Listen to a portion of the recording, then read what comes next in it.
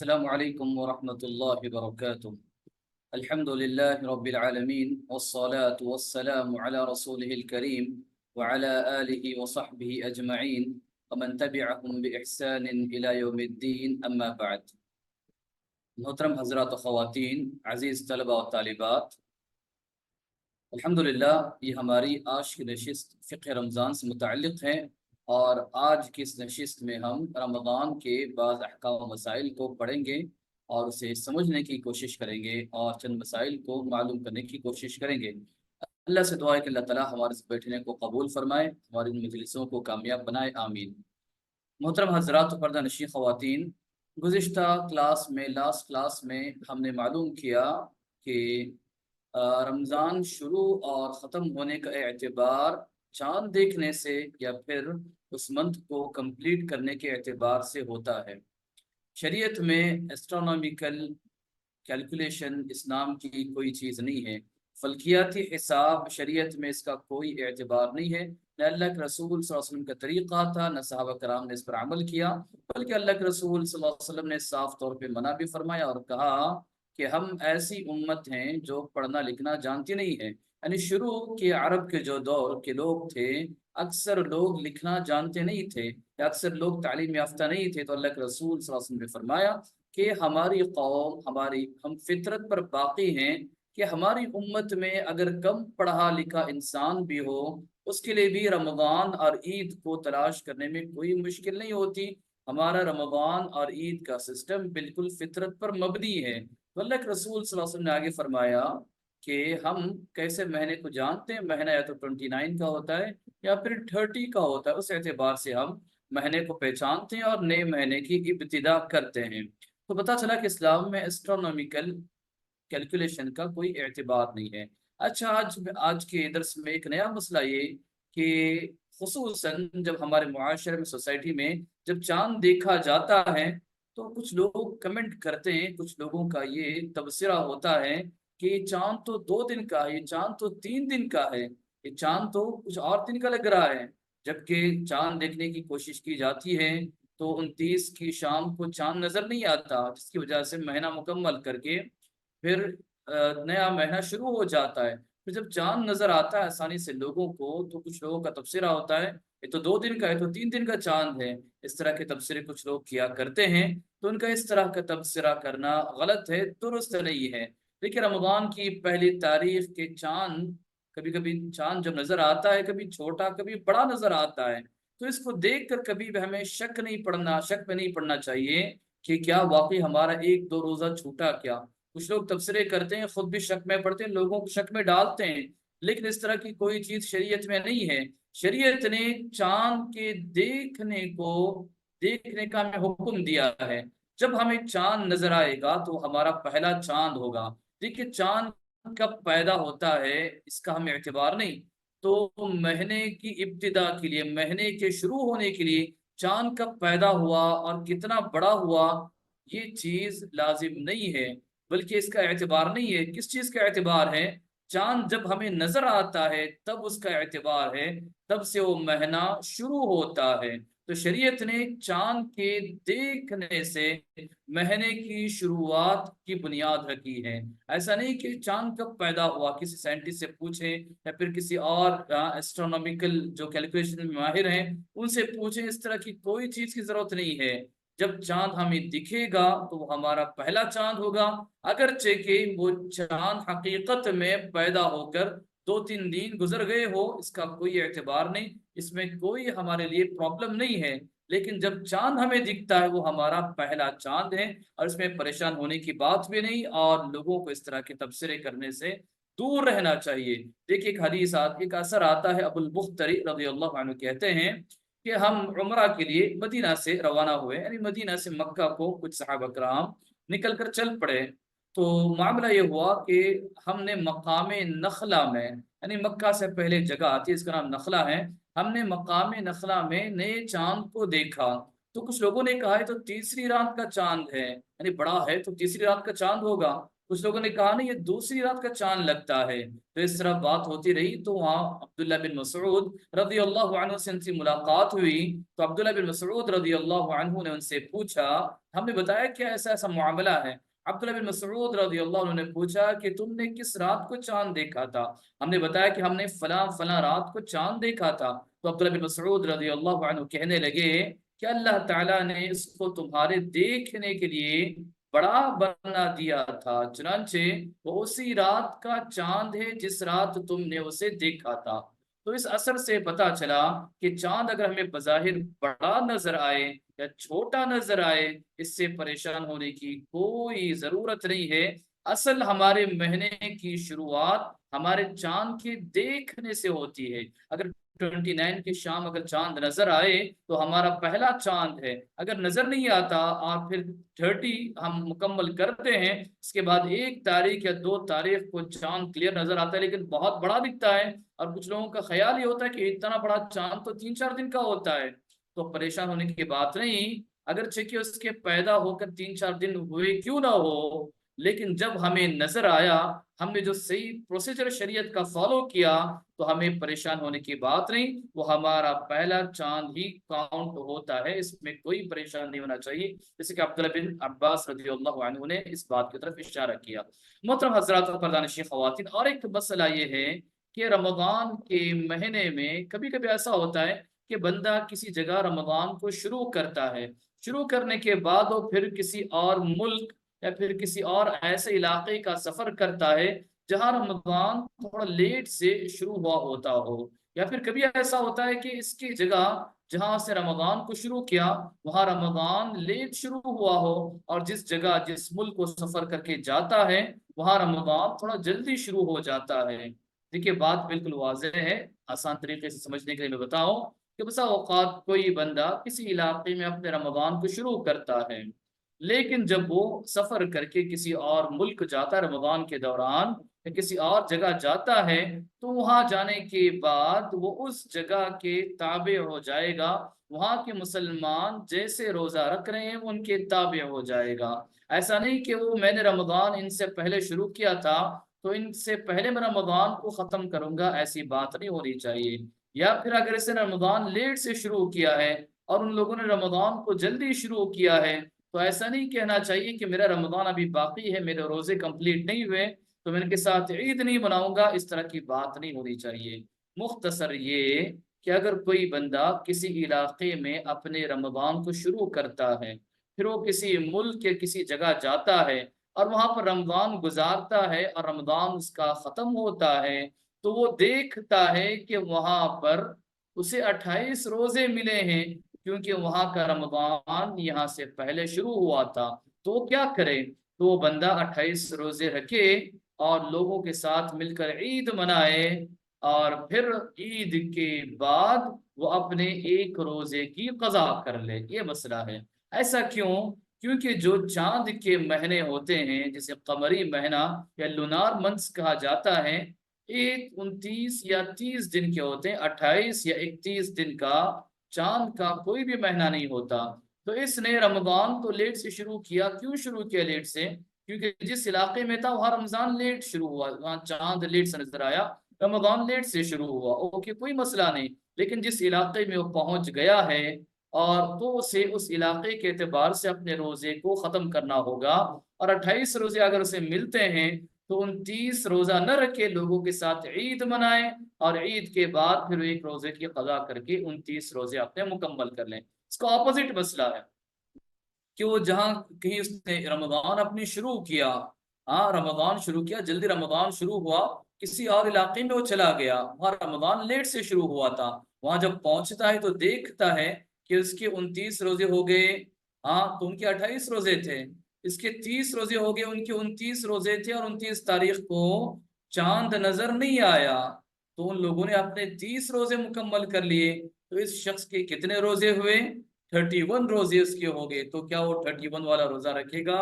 یا نہیں رکھے گا؟ اہل علم کی صحیح رائے کے مطابق یہ کہ وہ 31 کا روزہ رکھے گا۔ اب کچھ لوگ پوچھیں گے آپ نے ابھی بتایا کہ اسلام میں رمضان یا تو 29 ڈیز کا ہوتا ہے، 30 ڈیز کا ہوتا ہے، پھر 31 ڈیز کا روزہ کیوں رکھے گا وہ؟ تو جواب یہ ہے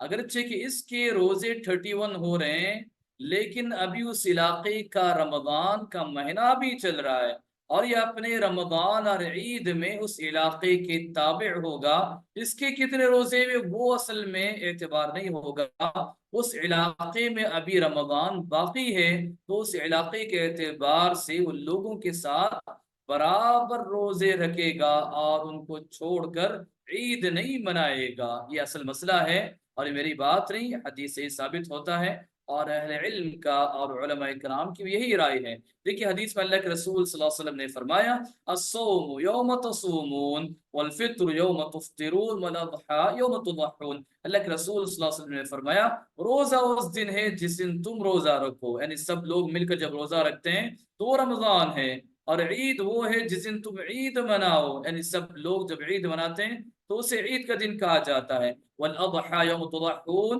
اور عید الاضحیٰ اس دن ہے جس دن تم سب مل کر قربانی کرو۔ تو رمضان کی عید ہو اور یا پھر عید الاضحیٰ کی عید ہو، عید اور رمضان کا معاملہ انسان سے انڈیویجولی جڑا ہوا نہیں ہے، یہ اس کی ذاتی عبادت نہیں ہے، یہ وہ عبادت ہے جو اسے قوم، سوسائٹی سب کے ساتھ مل کر انجام دینی ہے۔ اسی اعتبار سے اہل علم نے بات بتائی کہ اگر کوئی انسان کسی علاقے میں پہنچا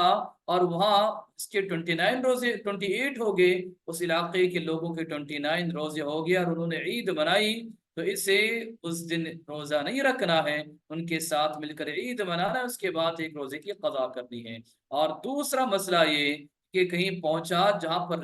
لیٹ سے رمضان شروع ہوا، اس کے 30 ڈیز کے روزے مکمل ہو گئے لیکن ابھی ان کا رمضان باقی ہے، آج ان کے 30 ڈیز کے روزے تھے جبکہ اس کے 30 ڈیز کے روزے مکمل ہو گئے، تو وہ ان کے ساتھ رمضان کے باقی ہونے کی وجہ سے روزہ رکھے گا۔ اس دن کا روزہ چھوڑنا اس کے لیے جائز نہیں ہے، کیونکہ اس علاقے میں ابھی رمضان باقی ہے، تو لوگوں کے ساتھ مل کر رمضان منائے گا، اگرچہ کہ اس کے 31 روزے ہی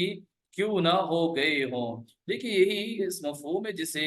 ہندوستان کے بہت بڑے عالم عبد الرحمن مبارک پوری رحمہ اللہ نے اپنی کتاب تحفۃ الاحوذی جو ترمذی کی شرح ہے اس میں انہوں نے صاف لکھا ہے، اس حدیث کا یہ مطلب ہے کہ جب اہل اسلام روزہ رکھیں گے تو ان کے ساتھ روزہ رکھا جائے گا، اور جب وہ عید منائیں گے ان کے ساتھ عید منائی جائے گی، مسلمانوں کی جماعت سے الگ ہو کر عید اور رمضان نہیں منایا جائے گا۔ سعودی فتویٰ کمیٹی کا فتویٰ ان سے پوچھا گیا کسی ایسے انسان کے بارے میں جیسے میں نے آپ کو بتایا 29 اور 28 روزے ہوتے ہیں، کبھی 31 روزے ہوتے ہیں، ایسے انسان کے بارے میں جب سعودی فتویٰ کمیٹی سے پوچھا گیا تو انہوں نے یہی بات بتائی کہ وہ جس علاقے میں رہے گا اپنا رمضان ختم کرے گا تو وہاں کے اعتبار سے وہ عید منائے گا، اگر چکر سے 28 روزے ملتے ہیں تو 28 روزے کرے، اس کے بعد ایک روزے کی قضا کر لے، اور اگر کبھی اس کے 31 روزے بھی ہو جاتے ہیں تو کوئی مسئلہ نہیں، 31 روزے تو اسلام میں نہیں ہے، لیکن رمضان باقی ہونے کی وجہ سے وہ اس دن کا روزہ چھوڑ نہیں سکتا۔ واللہ اعلم،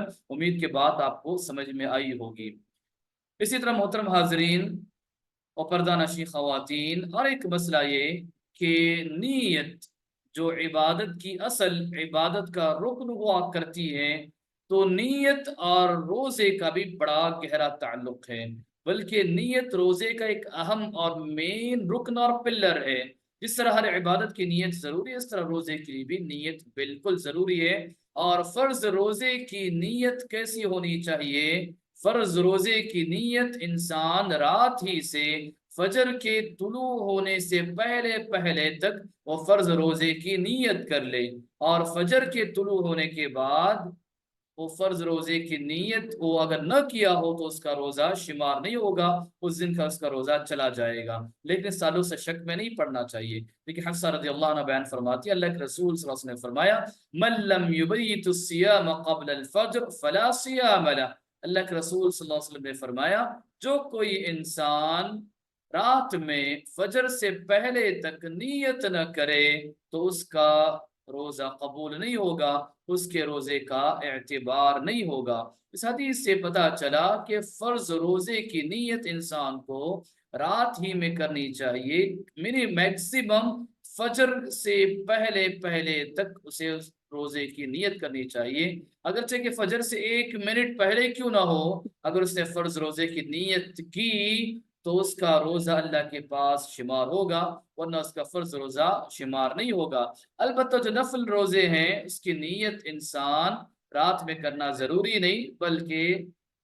صبح میں بھی کر سکتا ہے، اگرچہ کہ اس نے کھایا پیا کچھ نہ ہو، یعنی فجر نماز کے بعد اچانک اس کی نیت ہوگی روزہ رکھنے کی اور اس نے کچھ کھایا پیا نہیں ہے، تو وہ نیت کرنے سے اپنے روزے کو شروع کر سکتا ہے۔ بس میکسیمم بتا ہے اہل علم نے زوال سے پہلے تک، سورج کے زوال سے پہلے تک بھی اگر کوئی بندہ نفل روزے کی نیت کرتا ہے، اگرچہ کہ اس نے کچھ کھایا پیا نہ ہو، تو اس کا روزہ شمار ہوگا، اس کا روزہ قبول ہوگا، لیکن فرض روزے کے تعلق سے اس کی گنجائش نہیں ہے۔ دیکھیں حدیث میں آتا تھا، عائشہ فرماتی ہے ایک دن اللہ کے رسول صلی اللہ علیہ وسلم میرے پاس آئے اور انہوں نے پوچھا کہ کچھ کھانے کو کوئی چیز ہے، کھانے کی کوئی چیز ہے؟ میں نے کہا کہ نہیں ہے۔ یہ سن کر آپ صلی اللہ علیہ وسلم نے فرمایا فَإِنِّي إِذًا صَائِمٌ، تو میں روزہ رکھ رہا ہوں۔ تو اللہ کے رسول صلی اللہ علیہ وسلم ناشتے کے وقت قریباً کچھ آئے اور انہوں نے کچھ کھانے کی چیز پوچھی، کچھ چیز نہ ہونے کی وجہ سے اللہ کے رسول نے کہا کہ میں اب یہاں سے روزہ سٹارٹ کر رہا ہوں۔ تو پتہ چلا کہ نفل روزہ انسان فجر کے بعد بھی اس کی نیت کر سکتا ہے، بلکہ اہل علم نے بتایا سورج کے زوال سے یعنی ظہر سے پہلے پہلے تک بھی انسان نفل روزے کی نیت کر سکتا ہے، اگرچہ کہ اس نے کچھ کھایا پیا نہ ہو۔ لیکن فرض روزے کا معاملہ ایسا نہیں ہے۔ فرض روزے کے لیے ضروری ہے کہ انسان رات میں اور میکسیمم فجر سے پہلے، سورج کے طلوع ہونے سے پہلے نہیں، فجر سے پہلے پہلے اس کی نیت کرنی ضروری ہے۔ اور ایک اہم بات نیت کے تعلق سے یہ، نیت دل کے ارادے کا نام ہے، لہذا دل سے نیت کر لینا کافی ہو جاتا ہے۔ دل میں ارادہ کرنا کہ میں آج کے دن کا روزہ رکھ رہا ہوں یا میں کل کا روزہ رکھ رہا ہوں، انسان جب دل سے اس نیت کا ارادہ کر لیتا ہے، اسے سوچتا ہے اور عزم کر لیتا ہے، تو اسے نیت کہا جاتا ہے۔ ہمارے معاشرے میں جو مشہور ہے کہ لوگ زبان سے نیت کے کلمات ادا کرتے ہیں، اس طرح کی کوئی چیز شریعت میں ثابت نہیں، جیسے کہ کہتے ہیں نویت صوم غد من شہر رمضان وغیرہ، اور بھی بڑے بڑے الفاظ اور لمبی لمبی نیتیں ہوتی ہیں، اس کا شریعت سے کوئی تعلق نہیں ہے۔ نیت جو عربی زبان کا ورڈ ہے، اس کا مطلب ہی یہی کہ انسان دل سے سوچے، دل سے ارادہ کرے، دل سے کسی چیز کو کرنے کا عزم کرتا ہے، اسی کو نیت کہا جاتا ہے۔ نیت کا انسان کی زبان سے کوئی تعلق نہیں ہوتا، نہ اللہ کے رسول صلی اللہ علیہ وسلم سے اس طرح کے نیت کی کوئی الفاظ آئے ہیں، نہ صحابہ کرام سے اس طرح کوئی چیز ثابت ہے۔ یہ طریقہ نہ اللہ کے رسول کا ہے نہ صحابہ کرام کا ہے۔ تو پتہ چلا کہ ہمیں فرض روزے کی نیت رات ہی میں کرنی چاہیے، یا میکسیمم فجر سے پہلے پہلے فرض روزے کی نیت ہماری ہونی چاہیے، اور فجر کا وقت اگر کراس ہو جائے ہم نے نیت نہیں کی، ہمارا روزہ قبول نہیں ہوگا۔ البتہ یہ بات ذہن میں رکھیں، شک میں پڑنے کی ضرورت نہیں ہے۔ نیت کا مطلب آپ ٹھہر کر کچھ سوچیں یہ بھی ضروری نہیں ہے۔ آپ رات میں سوتے ہیں، صبح سحری کھانے کی نیت سے، روزہ رکھنے کی نیت سے، تو یہی آپ کی نیت ہے، اسی کو نیت کہا جاتا ہے۔ فجر کے وقت اٹھ کر آپ سوچیں کہ میں نیت کرتا ہوں، دل میں جو زبان کے الفاظ آپ دل سے پڑھیں، یہ کوئی ضروری نہیں ہے۔ نیت کا مطلب پکا ارادہ ہوتا ہے۔ اگر آپ نے رات میں سوتے وقت نیت کی کہ کل صبح اٹھ کر مجھے سحری کھا کے روزہ رکھنا ہے، یہی آپ کی نیت شمار ہوتی ہے۔ اچھا، اور ایک مسئلہ یہ کہ رمضان کے مہینے میں روزوں کی نیت، کیا ڈیلی ڈیلی ہمیں نئی نئی نیت کرنی چاہیے، یا پھر رمضان کے شروع ہی میں ایک مرتبہ ہم نیت کر لیں اور پھر کنٹینیو ہمارے روزے چل رہے ہوں، تو یا ایک نیت پورے رمضان کے لیے کافی ہوگی، یا ہر رات ہمیں ہر روزے کے لیے الگ الگ نیت کرنے کی ضرورت ہے؟ یہ بھی ایک اہم مسئلہ، اسے جاننا چاہیے۔ دیکھیے اس میں جو صحیح مسئلہ یہ کہ اگر انسان رمضان کے شروع ہی میں، رمضان کا مہینہ داخل ہوتے یہ نیت کرے کہ میں رمضان کے پورے مہینے کی روزے رکھنے والا ہوں، میں رمضان کے روزانہ روزے رکھوں گا، اگر کوئی بندہ پورے مہینے کی بھی نیت پہلی رات ہی اگر کر لیتا ہے اور کنٹینیوسلی اگر وہ روزہ رکھ رہا ہو، تو اہل علم نے بتایا تو یہ نیت شمار ہوگی، کاؤنٹ ہوگی، اور اس کا روزہ صحیح ہو جائے گا۔ ہاں، یہ بات ضرور ذہن میں رکھیں کہ اگر کوئی انسان کسی بیماری کی وجہ سے، سفر کی وجہ سے، اس نے جب شروع میں نیت کی تھی پورے رمضان کے روزے رکھنے کی، پھر بیچ میں بیمار ہو گیا یا کہیں سفر کے لیے جا رہا ہے، تو اس ٹائم پہ روزے نہیں رکھ رہا ہے، تو پھر اس کی نیت وہاں پر ختم ہو جاتی ہے۔ پھر جب وہ واپس سے روزہ رکھنا شروع کرے گا رمضان کے مہینے میں، یعنی کچھ دن بیمار رہا، کچھ شفا یاب ہو گیا، 2-4 دن کا سفر تھا، پھر واپس لوٹ کر آیا، پھر وہ نئے سے روزہ ریزیوم کر رہا ہے، نئے سے روزہ رکھ رہا ہے، تو اسے پھر نئے سے نیت کرنی پڑے گی۔ یہ اہل علم کی رائے ہے۔ لیکن بہتر چیز یہ ہے جیسے اہل علم نے بتایا کہ ہر روزے کی نیت رات میں ہر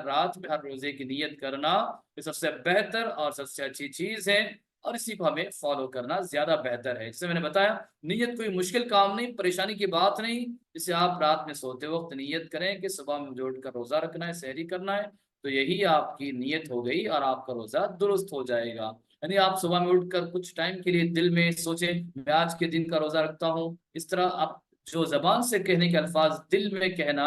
اس طرح کوئی شریعت میں ضروری نہیں ہے، اسے نیت وغیرہ نہیں کہا جاتا، اس سے کوئی پریشان ہونے کی بات نہیں ہے۔ تو امید کے بات سمجھ میں آئی ہوگی۔ سب سے بہتر یہ کہ ہر رات ہم روزے کی نیت کریں، البتہ اگر ہم رمضان کے شروع ہی میں پورا مہینہ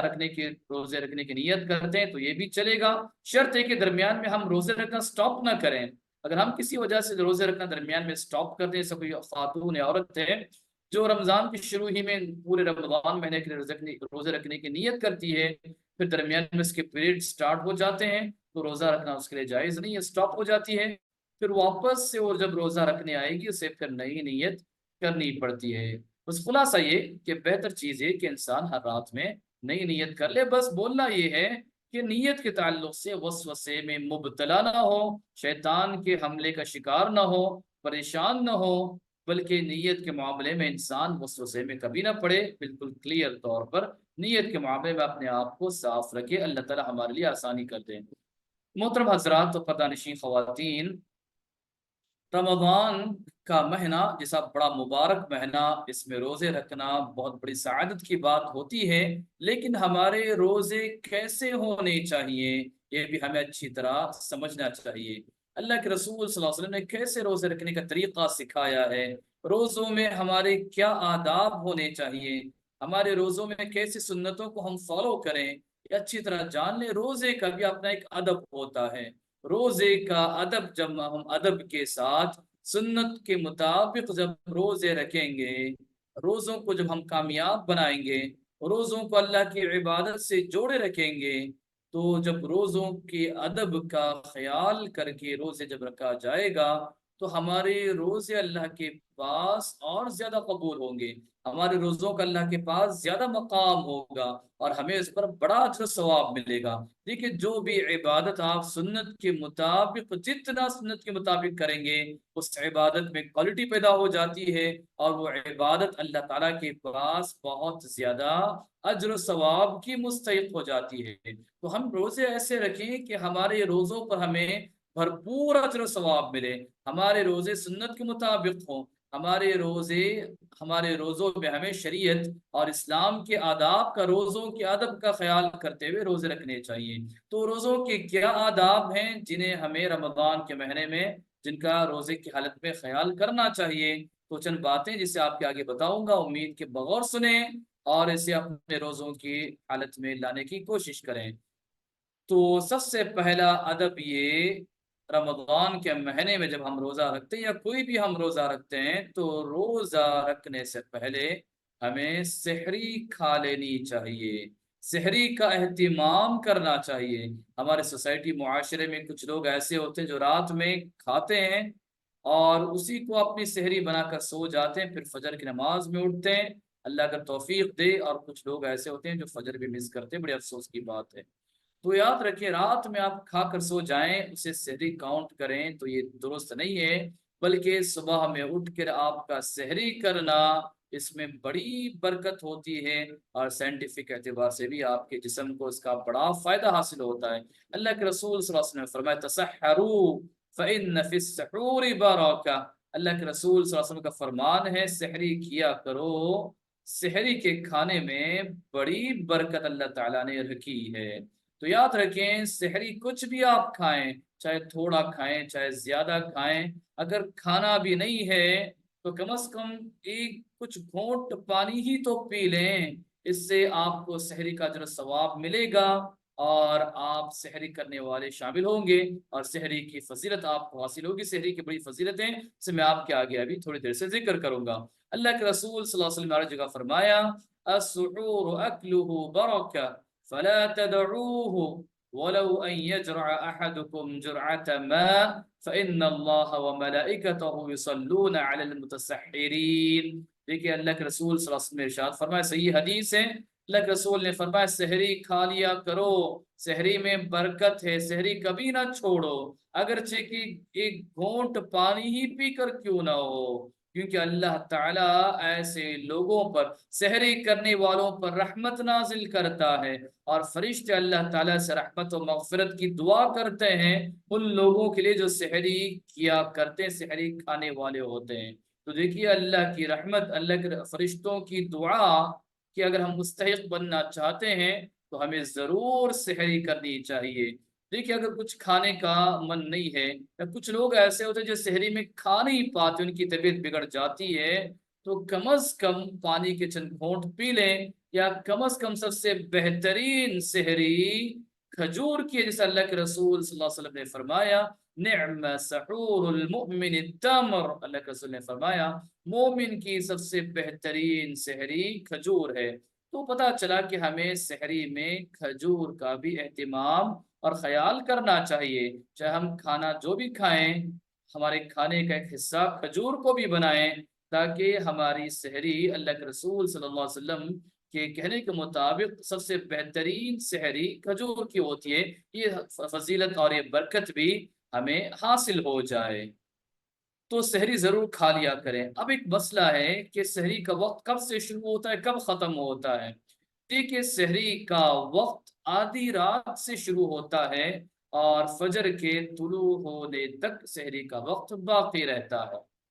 تو آدھی رات کے بعد سے انسان فجر کے طلوع ہونے تک سحری کا اس کے پاس ٹائم ہے، لیکن سب سے افضل، سب سے بہترین سحری کا ٹائم کیا ہے، اسے معلوم کر کے اسے فالو ہمیں کرنا چاہیے۔ جیسے میں نے بتایا، روزے میں آپ اللہ کے رسول کی جتنی سنتوں کو فالو کریں گے، اللہ کے رسول کے بتائے ہوئے آداب کو جتنا سیکھ کر عمل کریں گے، اتنا ہی آپ کے روزے میں کوالٹی ہوگی، آپ کا روزہ اللہ کے پاس زیادہ اجر و ثواب کا مستحق ہوگا۔ دیکھیے سحری ہمیں تاخیر سے کرنی چاہیے۔ سحری البتہ آدھی رات کے بعد سے اس کا ٹائم تو سٹارٹ ہوتا ہے،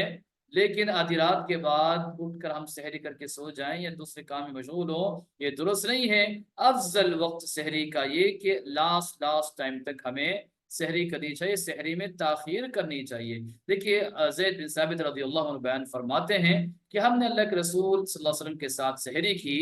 پھر ہم نماز کے لیے کھڑے ہو گئے، یعنی سحری کی پھر ہم نے نماز پڑھی، نماز کے لیے کھڑے ہو گئے۔ تو ایک صحابی نے پوچھا، کیا ایک شخص نے ان سے پوچھا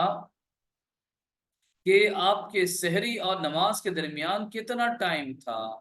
تو انہوں نے فرمایا 50 آیہ، انہوں نے فرمایا 50 آیتیں پڑھنے کے برابر ٹائم تھا فجر کی نماز اور سحری کے درمیان۔ فجر کی اذان نہیں کہہ رہا ہوں، فجر کی نماز اور سحری کے درمیان 50 آیتیں پڑھنے کے اتنا وقفہ باقی تھا۔ تو اللہ کے رسول صلی اللہ علیہ وسلم نے آخری وقت پہ ہمیں سحری کرنے کی تعلیم دی، اور اس میں برکت بھی ہے، اور اس کا اثر جو بندہ آخری وقت سے سحری کرتا ہے تو دن بھر اس کا اچھا اثر انسان کے جسم پہ یا اس کے اندر اچھا اثر ہوتا ہے، اور بہت بھوک و پیاس ایسا بندہ محفوظ ہوتا ہے، اس کا اثر و کھانے پینے کا اثر سے اللہ کے رسول نے فرمائے برکت بھی ہے، یہ برکت کا اثر بہت دیر با انسان کو روزے کی حالت میں ہوتا ہے، جس کی وجہ سے انسان سکون اطمینان کے ساتھ بہت ساری عبادتیں کر پاتا ہے، تھکان وغیرہ محسوس نہیں کرتا۔ تو سب سے افضل وقت سحری کرنے کا آخری وقت ہے۔ اللہ کے رسول صلی اللہ علیہ وسلم نے اس کی تعلیم دی، عمل اللہ کے رسول صلی اللہ علیہ وسلم نے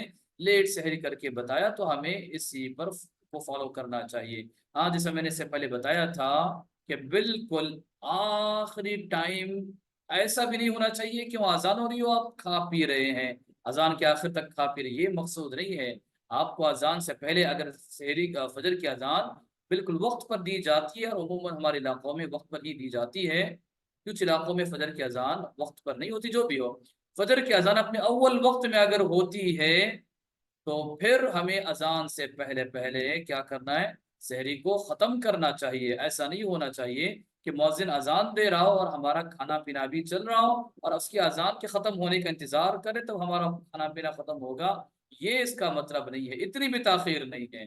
اللہ کے رسول کی سنت کی تاخیر کا مطلب فجر سے پہلے آپ اپنی سحری کو ختم کر لیا کریں، آدھی رات میں اٹھ کر سحری نہیں کرنا چاہیے۔ اچھا، اور ایک ادب سحری رمضان میں روزوں میں اور ایک ادب یہ ہوتا ہے کہ جہاں ہم سحری لیٹ سے کرتے ہیں تو اللہ کے رسول نے تعلیم دی افطاری ہمیں جلدی کرنی چاہیے. جلدی مطلب سورج کے غروب ہونے کے بعد ہمیں افطاری کرنی چاہیے. یا پھر ہمارے علاقوں میں جیسے مؤذن اول وقت میں مغرب کی اذان دیتا ہے تو مغرب کی اذان کے ساتھ ہی ہمیں افطاری کر لینی چاہیے. یاد رکھیں اذان اور افطاری کا کوئی بڑا گہرا تعلق نہیں ہے. اللہ کے رسول ہمیں تعلیم نہیں دی کہ مغرب کی اذان تو افطاری کریں. ہاں جیسے سورج غروب ہو جاتا ہے تو افطاری کا وقت شروع ہو جاتا ہے. ہاں یہ بات اور ہے کہ ہمارے یہاں مؤذن اول وقت میں جیسے سورج غروب ہو وہ اذان دیتا ہے تو اس کی اذان کے بھی اگر ہم خیال کرتے ہیں تو کوئی حرج نہیں. لیکن یاد رکھیں اصل تو سورج غروب ہونے کے بعد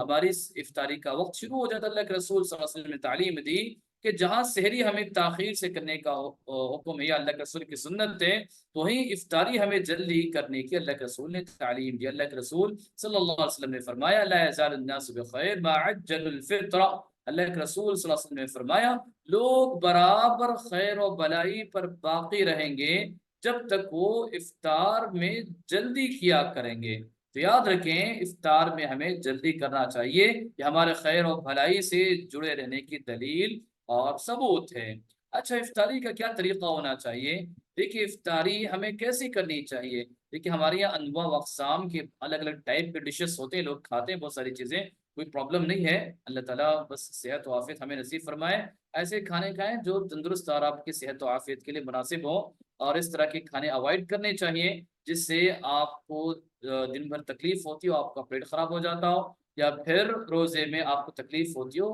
ہیلدی کھانے ہی ہمیشہ انسان کھانے چاہیے, جو بھی اللہ خیر معاملہ کرے. دیکھیے سب سے اللہ کے رسول صلی اللہ علیہ وسلم نے ہمیں افطاری کا طریقہ کیا بتایا. افطاری کا طریقہ یہ کہ ہم افطاری رطب سے کریں. رطب کیا چیز ہوتی ہے؟ رطب بالکل تازہ جو کھجور ہوتے ہیں انہیں رطب کہا جاتا ہے. تو اللہ کے رسول صلی اللہ علیہ وسلم نے ہمیں تعلیم دی کہ تازہ کھجوروں سے ہمیں افطاری کرنی چاہیے. اگر تازہ کھجور نہیں ملتے تو نارمل جو کھجور ہیں تو ان کھجوروں سے ہم افطاری کریں, جو جسے ہم ڈیٹس کہتے ہیں, جو نارمل کھجور ہیں اس سے ہم افطاری کریں. اگر کھجور ہی نہ ملیں تو کچھ گھونٹ پانی پی کر ہمیں اپنی افطاری کی ابتدا کرنی چاہیے, اپنی افطاری کرنی چاہیے. لیکن اللہ کے رسول صلی اللہ علیہ وسلم نے تعلیم دی کہ اللہ کے رسول کا نصوص یفطر علی رطوبات قبل ان یصلی. اللہ کے رسول صلی اللہ علیہ وسلم, انس بن مالک فرماتے ہیں اللہ کے رسول صلی اللہ علیہ وسلم کا معمول یہ تھا کہ آپ کچھ تازہ کھجور کھا کر افطاری کیا کرتے تھے. نماز سے پہلے کچھ تازہ کھجور کھا کر افطاری کر لیا کرتے تھے. فَإِن لَمْ تَكُنْ رُطَبَاتٌ فَعَلَى تَمَرَاتٍ. اگر تازہ کھجور نہ ہوتے تو جو بھی کھجور ملتا اسے کھا کر آپ افطاری کیا کرتے. فَإِن لَمْ تَكُنْ حَسَوَاتٍ مِّن مَّاءٍ. اگر کچھ بھی نہ ہوتا تو کچھ گھونٹ پانی پی کر افطاری اللہ کے رسول صلی اللہ علیہ وسلم کر لیا کرتے تھے. دیکھیے کبھی کبھی ایسے حالات بھی ہوتے ہیں, اللہ ہم تمام کی ایسے حالات سے حفاظت فرمائے, کہ کبھی کبھی کچھ علاقے ایسے ہیں دنیا میں, اس کا کوئی انکار نہیں ہے, انہیں کھانے کے لیے کچھ بھی نہیں ملتا, کہ کھانے کے فاقے پڑ جاتے ہیں, کھانے کے لیے چیزیں نہیں ملتی.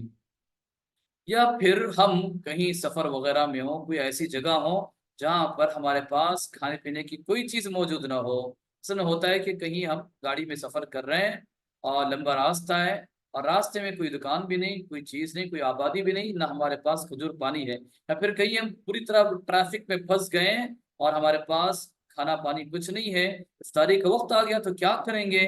کچھ بھی نہیں ہے. تو اہل علم نے بتایا ایسا انسان روزہ توڑنے کی نیت کر لے, مطلب افطاری کی نیت کر لے, دل سے نیت کر لے کہ میں نے اپنے روزے کو ختم کیا, تو یہ چیز کافی ہو جائے گی. اور جیسے وقت موقع ملتا ہے اس کے بعد وہ کھا پی کر پریکٹیکلی اپنی افطاری کو مکمل کر لے. تو جو بھی ہے, اگر کسی کے پاس کھانے پینے کی کوئی چیز نہیں ہے, ایسی صورتیں ہوتی ہیں, میں نے بتایا کوئی ٹریفک میں کہیں پھنستا ہے یا کوئی ایسی جگہ سفر کرتا ہے راستے میں کچھ بھی نہیں ہے اور وہ گاڑی میں ہے, اکیلا ہے, یا جو بھی ہو, کھانے پینے کی چیزیں نہیں ہے, تو ایسے وقت پر انسان کیا کرے, دل سے نیت کر لے کہ میں نے اپنے روزے کو مکمل کر لیا, تو اس کے ذریعے اس کا روزہ ختم ہو جاتا ہے اور روزے کی حالت میں باقی نہیں رہتا. محترم حضرات, پردہ نشین خواتین, روزوں کے آداب میں سے ایک ادب یہ بھی ہے کہ جب ہم افطاری کرتے ہیں تو افطاری کرتے وقت بسم اللہ کہہ کر ہمیں اپنی افطاری کی ابتدا کرنی چاہیے. اور اس کے بعد اللہ کے رسول صلی اللہ علیہ وسلم جو دعا سکھائی یہ مصنون دعا پڑھنی ہے۔ اللہ کے رسول نے فرمایا ذهب الظمأ وابتلت العروق وثبت الاجر ان شاء اللہ۔ اللہ کے رسول صلی اللہ علیہ وسلم سے صحیح حدیث سے ثابت یہ دعا ہے، اس دعا کو پڑھ کر ہم اپنی افطاری کو مکمل کریں، ورنہ جو فیمس دعا جو آج ہماری سوسائٹی میں ہوتی مشہور ہیں اور جو کارڈوں میں چھپ کر آتی ہیں وہ دعا حدیث سے صحیح حدیث سے ثابت نہیں، تو اس کو چھوڑ کر جو اللہ کے رسول سے صحیح حدیث سے ثابت جو دعا ہے اس دعا کو ہمیں پڑھنا چاہیے۔ محترم حضرات و پردہ نشین خواتین، افطاری کے آداب یا پھر روزے کے آداب میں سے ایک ادب یہ کہ روزے کی حالت میں ہمیں کثرت سے اللہ سے دعائیں کرتے رہنا چاہیے، چاہے دن بھر جیسا بھی روزے کی حالت میں انسان ہوتا ہے اللہ سے کثرت سے دعائیں کرے، اور روزے کے وقت پر بھی اللہ سے دعائیں کرے، کیونکہ جب انسان روزے کی حالت میں اللہ سے دعا کرتا ہے تو اللہ تعالیٰ اس کی دعا کو قبول کرتا ہے۔ کچھ لوگوں کا خیال ہے کہ افطاری کے وقت خصوصاً دعا قبول ہوتی ہے، ایسی بات نہیں ہے۔ صحیح حدیث سے ثابت ہے کہ روزے کی حالت میں جو بھی انسان دعا کرتا ہے تو اللہ تعالیٰ اس کی دعا کو ریجیکٹ نہیں کرتا، ٹھکراتا نہیں، اللہ تعالیٰ اس کی دعا کو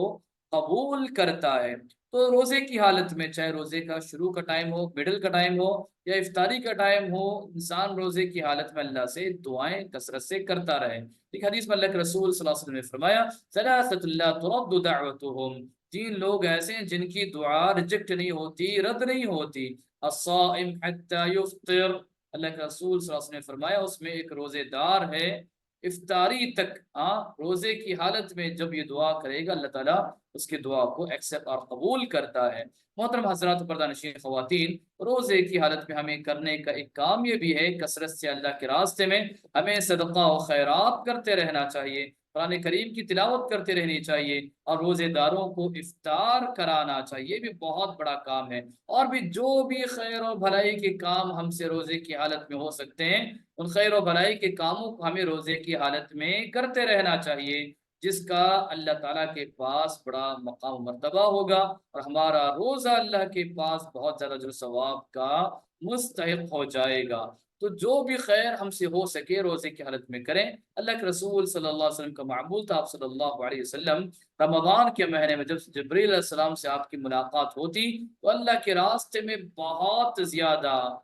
زیادہ تیز آندھی، بالکل بہت تیز جو آندھی ہوتی ہے، ونڈ ہوتی ہے، اس سے بھی زیادہ تیز بڑھ کر اللہ کے رسول صلی اللہ علیہ وسلم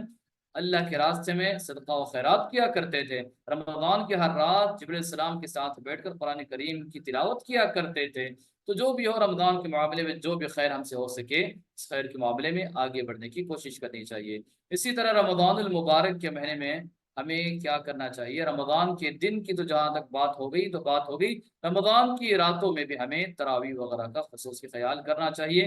اور آخری عشرے کا اور زیادہ خصوصی خیال کرنا چاہیے۔ تراویح وغیرہ ہماری مس نہیں ہونی چاہیے، انشاءاللہ آگے درسوں میں تراویح کے تعلق سے تفصیلات آئیں گی۔ مختصر یہ کہ تراویح وغیرہ قیام اللیل کا ہمیں اہتمام کرنا چاہیے۔ اللہ کے رسول صلی اللہ علیہ وسلم نے فرمایا من قام رمضان ایمانا واحتسابا غفر له ما تقدم من ذنبه، اللہ کے رسول صلی اللہ علیہ وسلم کو فرمانے جو بندہ رمضان میں قیام ایمان اور اجر و ثواب کی نیت سے قیام کرتا ہے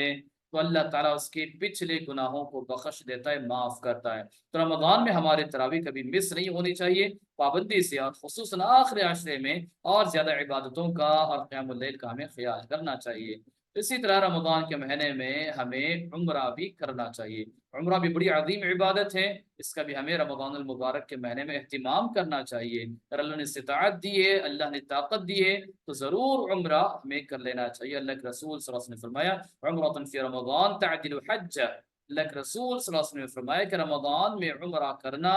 حج کے برابر ہے، اس کا اجر و ثواب انسان کو حج کے برابر ملتا ہے۔ مطلب یہ کہ بہت زیادہ ایسے انسان کو اجر و ثواب ملتا ہے، جیسا اللہ تعالیٰ حج کے موقع پر بہت زیادہ اجر و ثواب دیتا ہے، تو رمضان میں عمرہ کرنا باقی مہینوں میں عمرہ کرنے سے الگ ہے، ایسے عمرے پر اللہ تعالیٰ بہت زیادہ اجر و ثواب دیتا ہے۔ اسی طرح روزے کا ایک ادب یہ کہ آپ روزے کی حالت میں ہو، کوئی بندہ آپ سے گالی گلوچ کرتا ہے، جھگڑا کرنا چاہتا ہے، آپ کو پریشان کرنا چاہتا ہے، تو آپ اسے صاف کہہ دیں کہ انی امرؤ صائم، کہ میں روزے سے ہوں، میں تجھ سے لڑ نہیں سکتا، جھگڑ نہیں سکتا، گالی گلوچ نہیں کر سکتا۔ لیکن اللہ کے رسول صلی اللہ علیہ وسلم نے روزے کا ادب اچھے انداز میں فرمایا اللہ کے رسول صلی اللہ علیہ وسلم نے فرمایا جب تم میں سے کوئی روزے سے ہو تو وہ فحش باتیں نہ کرے، گندی باتیں نہ کریں، اور آواز بلند نہ کرے، چیخ پکار نہ کریں۔ اگر کوئی اسے گالی بھی دے یا اس سے کوئی لڑنا چاہے تو اس سے گالی گلوچ یا لڑنے کا معاملہ نہ کرے، بلکہ اس سے کہے کہ میں روزے سے ہوں، اتنا کہے۔ اور کسی کے ساتھ جھگڑا لڑائی وغیرہ سے ہر چیز سے اجتناب کرنا چاہیے۔ اب خلاصہ یہ کہ روزے کی حالت میں ہمیں خوب عبادتیں کرنی چاہیے، اللہ سے قریب ہونے کی جو بھی اسباب ہیں اسے اختیار کرنے چاہیے، تاکہ ہمارا روزہ قیمتی ہو جائے، ہمارا روزہ ویلیوبل ہو جائے، ہمارے روزے میں وزن پیدا ہو جائے، اور اللہ ہماری عبادتوں کو قبول کر کے ہمارے گناہوں کو بخش کے ہمیں جنت میں داخل کر دے۔ آخر میں اللہ تعالیٰ سے دعا ہے کہ اللہ تعالیٰ ہمارے اس بیٹھنے کو قبول فرمائے، اللہ تعالیٰ جو بھی ہم نے اچھی باتیں سنی ہیں اسے سن کر سمجھ کر اس پر عمل کرنے والا بنائے، اللہ تعالیٰ ہماری مجلسوں کو کامیاب بنائے، آمین۔ وآخر دعوانا ان الحمد للہ رب العالمین۔ کسی کا کوئی سوال ہو تو پوچھ سکتے ہیں، کوئی چیز سمجھ میں نہیں آئی ہو تو آپ یا تو یہاں پر پوچھیں، یا پھر آپ کے جو ایڈمن ہیں ان کے تھرو بھی آپ کوشچن بھیج سکتے ہیں، تاکہ جو بھی ہم سمجھیں پڑھیں کوئی ڈاؤٹ لے کر یہاں سے نہ جائیں، جو بھی چیز سمجھ میں نہ آئے اسے ضرور کلیئر کر لیں۔ بارک اللہ فیکم۔